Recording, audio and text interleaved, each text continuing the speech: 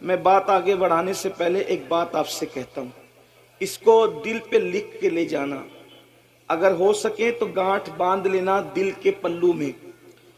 جب بھی کسی جلسے میں عرس میں دینی محفل میں جاؤ، وہاں کسی کو ڈانٹنا نہیں۔ ابھی آپ لوگ ایک دوسرے کو ڈانٹ رہے تھے، مجبوری بھی رہی ہوگی آپ لوگ کی، ڈانٹنا نہیں، کسی کو دھکا نہیں دینا۔ دیکھو میں آپ کے فائدے کی بہت اہم بات بتا رہا ہوں، اس کو زندگی بھر مت بھولنا۔ کسی کو ڈانٹنا نہیں، کسی کو دھکا نہیں دینا، کسی پہ غصہ نہیں کرنا، کسی کی انسلٹ نہیں کرنا۔ وجہ کیونکہ ہمارے آقا علیہ السلام نے فرمایا، ہماری سرکار کا فرمان ہے، جہاں 40 مومن جمع ہوتے ہیں ان میں ایک اللہ کا ولی ہوتا ہے۔ جہاں 40 مومن جمع ہوتے ہیں ان میں ایک اللہ کا ولی ہوتا ہے۔ اب یہ ہزاروں کا مجمع ہے، اب اس میں کون اللہ کا ولی ہے کسی کی پیشانی پہ نہیں لکھا۔ اب آپ نے کسی کو ڈانٹا تو ہو سکتا وہی ولی ہو، آپ نے کسی کو دھکا دیا ہو سکتا ہے وہی ولی ہو۔ تو اب آپ تو آئے تھے جلسے میں اپنی آخرت سدھارنے کے لیے، لیکن آپ نے ولی کو ڈانٹ کر اپنی آخرت خراب کر لی، ولی کو دھکا دے کر۔ کیونکہ ولایت پیشانی پہ نہیں لکھی ہوتی۔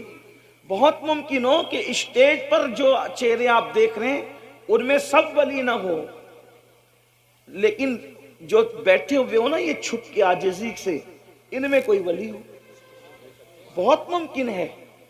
یہ بات اچھی طرح یاد رکھیں۔ آج کل جلسوں کو ہم نے ایک میلے ٹھیلے کی حیثیت دے دی، بلکہ جلسوں میں آؤ تو باوضو آؤ، ٹوپی پہن کر آؤ، خوشبو لگا کر آؤ اور با ادب بیٹھو۔ پتہ نہیں مدینے والے جس کی محفل سجی ہے گنبد خضرا سے کب ان کی نظر اٹھ جائے، اور ان محفلوں پر ان کی نظر ہوتی ہے۔ ہم ان محفلوں میں آتے ہیں تو یہی سوچ کر آتے ہیں کہ پتہ نہیں ان میں کون مقبول بندہ ہوگا، اس پر نظر پڑی تو اس کے صدقے اپنا بھی بیڑا پار ہو جائے۔ تو اس لیے اس میں گالی گلوچ دھکم دھکی، اور یہ میں جلسوں میں ڈنڈوں کی کیا ضرورت ہے؟ یہ ڈنڈوں کے جلسے نہیں ہیں، یہ جھنڈوں کے جلسے ہیں، یہ درود و سلام اور امن و امان کے جلسے ہیں۔ اس لیے میری گزارش ہے کہ اس کا بہت خیال کرو۔ ادب، ان جلسوں میں ادب سے بیٹھنا قسمت بدل دے گا، اور ان جلسوں میں بے ادبی کرنا آپ کی آخرت کو تباہ و برباد کر سکتا ہے۔ اس لیے اس کا بہت خیال کرو۔ یہ دھوم دھام دھینگا مستی ایسا مت کرو۔ لیکن میں جانتا ہوں یہ جو کچھ تم کرتے ہو وہ محبت میں کرتے ہو، لیکن محبت میں بھی آپ کو ادب کا دامن ہاتھ سے نہیں چھوڑنا۔